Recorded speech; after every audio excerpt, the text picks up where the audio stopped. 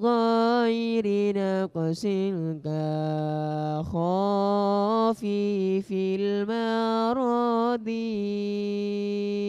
إسمانهم كسائر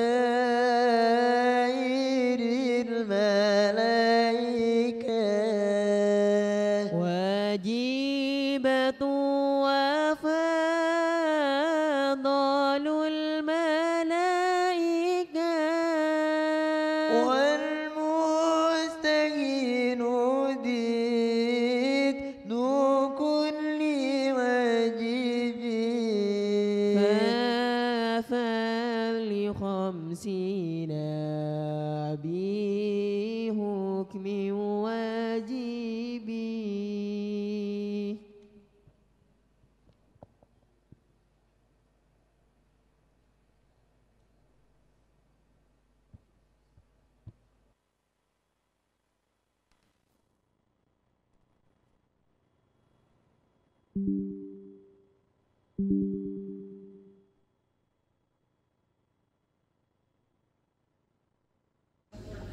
Assalamualaikum warahmatullahi wabarakatuh. Bismillahirrahmanirrahim. Alhamdulillahi rabbil alamin. Hamdan yuwaffi ni'amahu wa yukafi ilayhi rabbana lakal hamdu kama yanbaghi li jalali wajhik. Shalli wa sallim ala sayyidina Muhammad wa ala alihi wa sahbihi fil akhirati hasanah. Allahumma rzuqna ilman nafi'an wa 'amalan mutaqabbalan warzuqna halalan thayyiban. Allahumma arham wasi'na khairan abana wa ummahatina wa shaykhana wa jami'al mujahidin. اللهم ارحم وزعنا يا شمع شهري فاتحة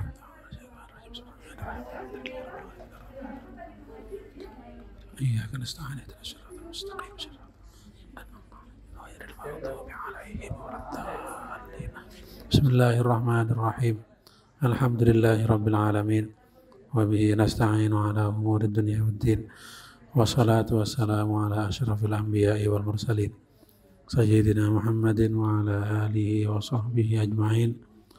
قال الشيخ المصنف رحمه الله تعالى ونفعنا به وبعلومه وأمدنا بمدده وأفاض علينا من بركاته وأسراره في الدارين آمين.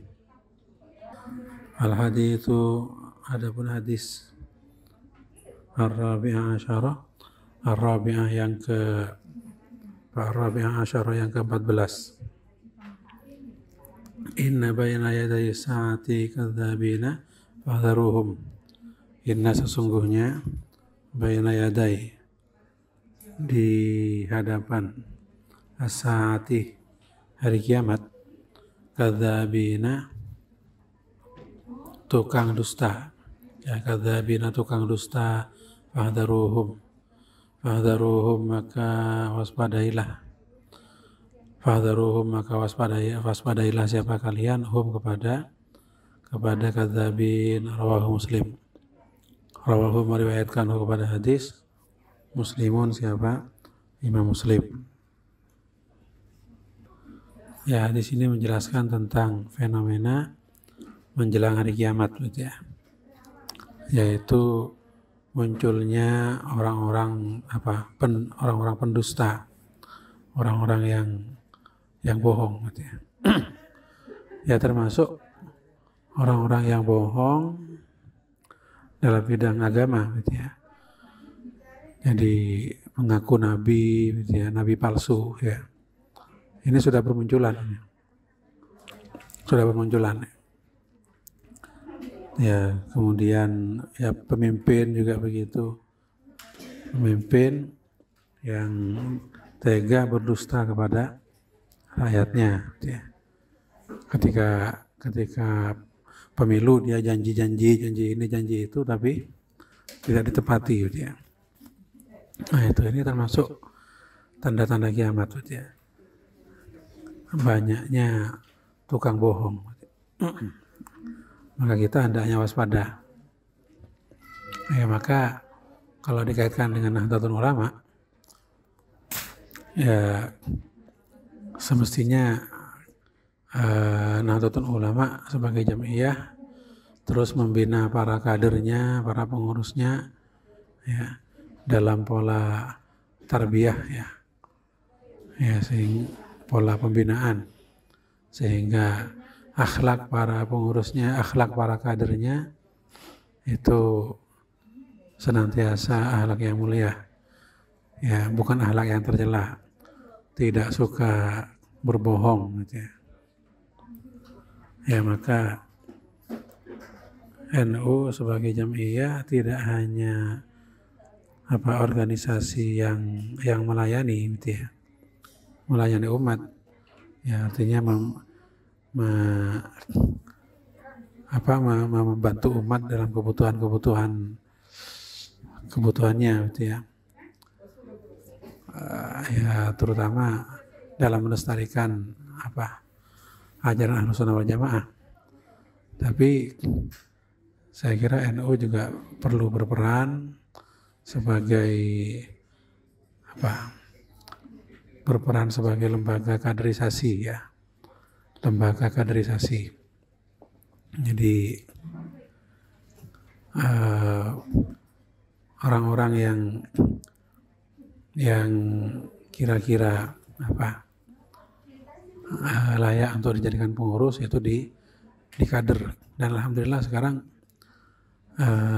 di NU sudah ada beberapa program kaderisasi, ya.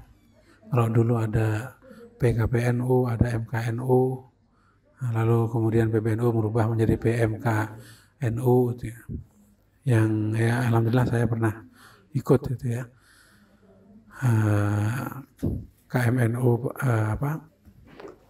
PMKNU pernah ikut, jadi sekitar 5 atau 6 hari, gitu ya, menginap di satu tempat, kemudian menerima penyampaian materi-materi tentang ini kaderisasi NU, ya, mulai dari wawasan keislaman, wawasan keaswajaan, wawasan kebangsaan, dan seterusnya. Jadi insya Allah akan lebih tertata. Kemudian ada ungkapan bahwa pesantren itu adalah NU kecil dan NU adalah pesantren besar, gitu ya. NU itu Nahdlatul Ulama, kebangkitan para ulama, yang notabene para ulama itu biasanya, ya, kebanyakan itu punya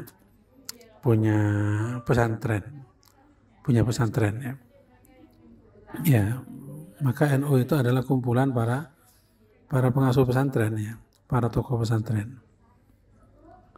Nah, maka ya tidak salah kalau ada ungkapan seperti itu. NU adalah pesantren besar dan pesantren adalah NU kecil, gitu ya. Dan pesantren sebagai tempat pendidikan yang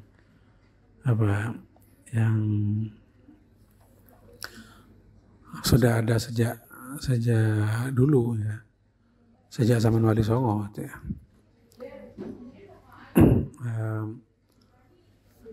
Jadi pesantren itu merupakan, ya, tempat penggemblengan, ya, tempat pengkaderan, ya, tempat pengkaderan. Jadi di samping santri itu diajari ilmu-ilmu tentang keislaman, santri juga dikader menjadi pemimpin, gitu ya. Jadi betapa pada pesantren pada umumnya itu ada pembiasaan hal-hal yang sifatnya kemasyarakatan, ya, tahlilan, kemudian misalkan semacam latihan ceramah dan sebagainya, itu sebagai bentuk dari kaderisasi yang ada di pesantren. Ya, insya Allah jika pesantren NU ini istiqomah melaksanakan pendidikan ala Ahlussunnah wal Jamaah, ya, yang pada gilirannya Nahdlatul Ulama nantinya akan mendapat suplai kader-kader yang bermutu dari pesantren, ya, kader untuk menjadi pengurus dan pejuang NU. Nah, insya Allah Nahdlatul Ulama dan pesantren-pesantrennya akan menjadi pelopor pejuang Islam. Meskipun di akhir zaman ya bermunculan tukang bohong, ya para pembohong, ya nabi-nabi palsu, pemimpin yang tukang bohong, kemudian aliran-aliran yang sesat yang suka menyebarkan ajaran dusta ya kepada masyarakat. Tapi insya Allah Nahdlatul Ulama beserta pesantren-pesantrennya dan kader-kadernya ya akan mampu mengimbangi itu ya. Bahwa dalam hidup ini tidak mungkin semuanya baik ya. Jadi memang ada yang baik, ada yang buruk ya. Dan itu merupakan bagian perjuangan hidup di dunia ini. Al-haditsu, adapun hadis al-khamis asyara yang ke-15, ista'inu ala injahil hawaiji. Ista'inu, carilah pertolongan. Siapa kalian? Ala injahil hawaiji. Ala untuk injahi, mensukseskan. Al-hawaiji beberapa kebutuhan, bil kitmani dengan menyimpan rahasia, dengan menyimpan ya. Jadi dirahasiakan gitu ya. Fa inna kulladzi nikmatin. Fa inna, karena sesungguhnya kulladzi nikmatin, kulla setiap di nikmatin, orang yang punya nikmah, punya karunia, mahsudun ialah apa? Disikapi dengki. Mahsudun ialah disikapi dengki. Rawahu Tabrani, meriwayatkan kepada hadis atau Tabrani siapa? Imam Tabrani. Di hadis ini mengajarkan kita untuk pandai menyimpan rahasia ya, termasuk rahasia terkait injahil hawaij, terkait pencapaian tujuan ya, atau terkait target ya. Bahkan bisa jadi terkait cita-cita. Tidak semua rencana kita itu baik untuk dikabarkan kepada orang lain. Jadi misalkan mau beli kendaraan, cerita pada tetangganya misalkan ya, atau mau bepergian kemana, cerita, mau bangun apa, cerita misalkan ya. Nah itu belum tentu baik gitu ya. Bahkan dikhawatirkan orang yang suka cerita rencananya atau targetnya ya, itu bisa jadi dia akan diganggu ya, diganggu oleh orang-orang yang hasad, orang yang dengki ya. Karena itu menyimpan atau merahasiakan apa yang direncanakan ya, itu hal yang strategis gitu ya. Jadi tidak usah rame-rame kepada banyak orang ya, dikerjakan saja oleh kita dan tim kita. Nah, setelah berhasil, setelah terwujud ya tidak apa-apa, diberitakan kepada orang banyak jika diperlukan ya. Contohnya terkait apa ya, terkait jodoh lah katakanlah ya. Ketika seorang laki-laki ingin melamar seorang wanita ya, kemudian dia keluar duluan gitu ya, keluar duluan ya. Jadi khawatir nanti ada yang dengki, kemudian berupaya untuk menggagalkan gitu ya. Jadi kalau emang harus memberitahu ya beritahu kepada teman dekat, kepada orang yang dipercaya. Jangan tertarik pada laki-laki, tertarik pada wanita lalu keluar di media sosial, di Facebook, di Twitter. Nah, bisa jadi ada pesaingnya nanti ya, yang berupaya menggagalkan lah itu. Ya, lebih-lebih terkait dengan rencana bisnis gitu ya, rencana bisnis. Nah, ini ya jangan sembarangan cerita pada orang lain gitu ya. Misalkan mau buka usaha, mau beli tanah, ini enggak usah keluar-keluar. Enggak usah keluar-keluar ke orang banyak. Ya khawatir nanti ada orang yang enggak suka, yang dengki, itu akan menghalang-halangi dan akan menggagalkan ya. Ya kalau mau cerita itu cerita saja kepada timnya, kepada teman-temannya yang terpercaya gitu ya. Dalam rangka memperjelas rencana, memperjelas target ya. Sebagai upaya untuk membangun kekompakan tim ya. Nah, itu tidak apa-apa ya.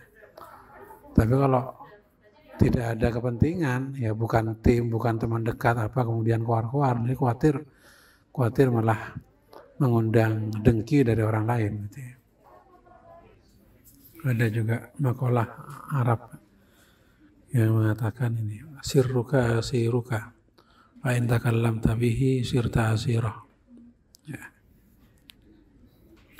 Sirruka, jadi sirruka rahasiamu, asiruka ibarat tawananmu. Fa in takallamta bihi sirta asirah. Jika kamu membicarakan rahasiamu, menceritakan rahasiamu kepada orang lain, ya termasuk rencanamu yang mestinya dirahasiakan, diceritakan pada orang lain, sirta asirah, maka kamu akan berbalik menjadi tawanannya. Artinya rencana yang mestinya kita rahasiakan kemudian diceritakan pada orang lain, maka ya bisa jadi kalau orang itu dengki dan cerita kepada orang lain yang tidak senang, ya maka kita akan kesulitan sendiri gitu ya. Al-haditsu sadisa asyara, al-haditsu adapun hadis as-sadisa asyara yang ke-16. Ar-rahimuna yarhamuhumur rahman. Ar-rahimuna adapun orang-orang yang mengasihi, yarhamuhum ialah akan mengasihi hum kepada ar-rahimun. Ar-rahmanu siapa? Allah yang maha pengasih. Tabaraka wa ta'ala, tabaraka maha suci siapa ar-rahman, wa ta'ala dan maha tinggi siapa ar-rahman. Irhamu man fil ardi, irhamu kasihilah siapa kalian, man kepada orang, fil ardi yang ada di bumi. Yarhamkum maka akan mengasihi kepada kalian man siapa orang, fis samai yang ada di langit. Rawahu Abu Dawud, rawahu meriwayatkanhu kepada hadis Abu Dawud. Siapa Abu Dawud? Jadi hadis ini mengajarkan kita untuk menebar kasih sayang ya. Jangan menebar kebencian. Ar-rahimun yarhamuhumur rahman. Orang-orang yang kasih sayang ya, orang yang pengasih dan penyayang itu akan disayangi oleh Allah ya, yang bersifat Rahman Rahim. Kalau kita mau mengasihi sesama ya, sesama makhluk, sesama manusia yang ada di bumi ini, maka kita akan dikasihi oleh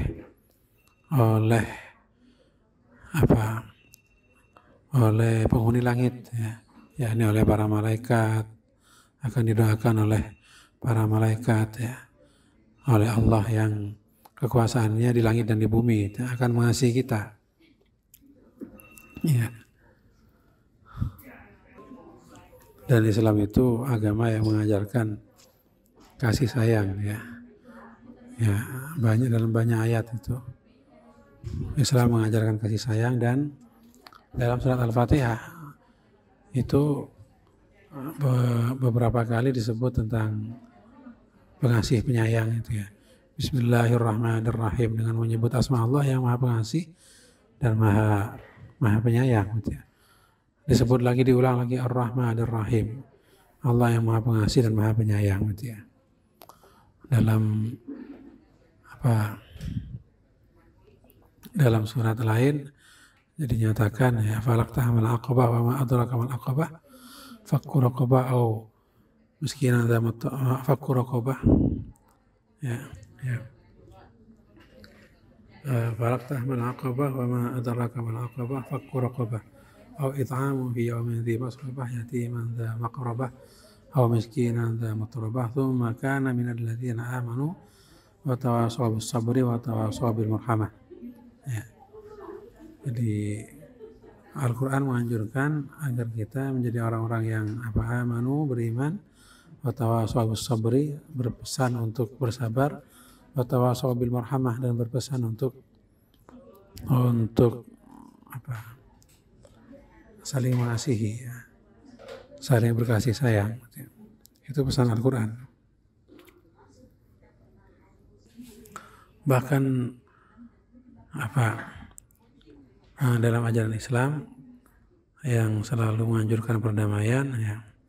Tapi ketika dakwah Islam itu dihalang-halangi ya, mau tidak mau harus berperang ya, untuk membela dakwah Islam, membela kebenaran ya. Maka perang dalam ajaran Islam itu ada aturannya ya. Bukan perang yang keji, ganas gitu ya, tidak tahu, tidak kenal belas kasihan, bukan seperti itu. Perang dalam Islam itu ada aturannya ya, antara lain harus menghormati tawanan perang gitu ya. Kalaupun ada yang musuh yang ada yang terbunuh, tidak boleh dicincang ya, karena amarah misalkan. Kalau sudah dibunuh ya sudah ya. Nah, kemudian kalau ada yang ditawan harus diperlakukan dengan baik ya. Tawanan itu harus diberi makan kan itu ya. Innama nut'imukum liwajhillahi la nuridu minkum jazaa'a wala syukura gitu ya. Jadi memberi makan tawanan itu dan memperlakukan tawanan dengan baik itu adalah kewajiban dalam Islam. Karena itu tidak heran ya ketika Hamas berperang melawan Israel, kemudian ada beberapa orang Israel ditawan oleh Hamas, ya mereka memperlakukan tawanan orang Israel dengan baik gitu ya. Karena itu memang perintah Al-Quran, itu ajaran Islam. Sebaliknya orang Israel, tawanan orang Palestina yang ditahan oleh Israel, ya Masya Allah ya. Jadi diperlakukan secara kejam dan biadab itu dalam ceritanya begitu ya. Saya baca di internet itu begitu. Nah, kalau dikaitkan dengan NU maka ya sudah seharusnya NU menjaga konsisten dengan ajaran kasih sayang ini gitu ya. Ajaran kasih sayang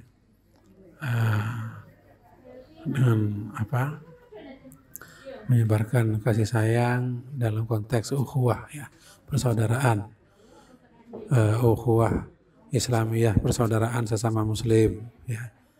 Jadi menghormati sesama muslim walaupun beda pemahaman, beda aliran, beda ormas gitu ya. Jangan semena-mena gitu ya.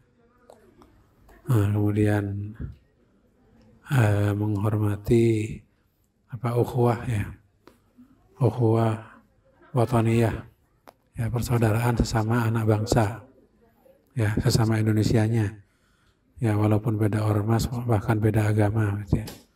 Ukhuwah basyariyah, persaudaraan sesama manusia ya, menghormati sesama manusia, menyantuni sesama manusia walaupun beda bangsa ya, beda negara, beda suku, beda agama gitu ya. Tapi ukhuwah basyariyah gitu ya. Itu semua ajaran Islam yang seharusnya diterapkan dalam Nahdlatul Ulama ya. Sehingga ada ungkapan rahmatan lil alamin. rahmatan lil alamin itu artinya menjadi rahmat, ya, menjadi penyebar kasih sayang fil alamin di alam semesta ini. Jadi semua dikasihi, ya. Sesama manusia, sesama muslim dikasihi, ya, sesama warga negara dikasihi, sesama manusia dikasihi, bahkan sesama makhluk hidup, ya, dikasihi, ya.